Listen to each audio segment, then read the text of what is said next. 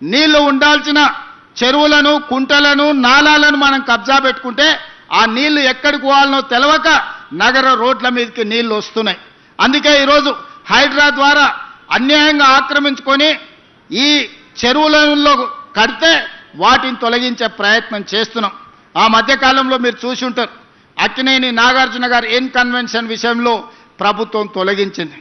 తర్వాత నాగార్జున గారు గుర్తించి వారే స్వయంగా ముందుకొచ్చి 2 ఎకరాలు అక్కడ చెరువుకు స్వయంగా వారే నన్ను కలిసి అప్పచెప్పి నగర అభివృద్ధిలో నేను ఒక హీరోగా ముందుంటా, మీరు ఒక మంచి సంకల్పంతో ఈరోజు ఆ చెరువును మీరు అభివృద్ధి చేస్తున్నారని చెప్పి 2 ఎకరాల స్థలాన్ని నాగార్జున గారు వాలంటీర్గా ముందుకొచ్చి ఈరోజు మనకు వారు హ్యాండ్ ఓవర్ చేయడం జరిగింది.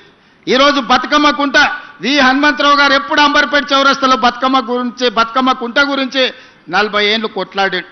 40 ఏళ్ళ కేసును హైకోర్టులో కొట్లాడి ఇవాళ బతుకమ్మ కుంటను 6 ఎకరాలు బీఆర్ఎస్ నాయకులు ఆక్రమించుకుంటే ఆ కబ్జా నుంచి విడిపించి ఇవాళ బతుకమ్మ కుంటను తయారు చేస్తున్నాం.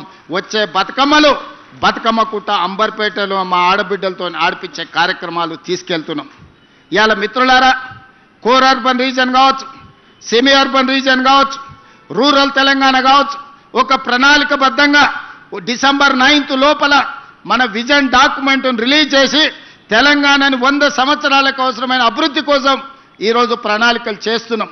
ఇదే కాదు, అక్కడ ఎయిర్పోర్ట్ ఉంది, ఇక్కడ నగరం ఉంది, కానీ ఎయిర్పోర్ట్కి అవతలి వైపు విశాలమైన లక్షలాది ఎకరాల భూములు ఉన్నాయి. అందుకే అక్కడ 30,000 ఎకరాలల్లా భారత్ ఫ్యూచర్ సిటీ అని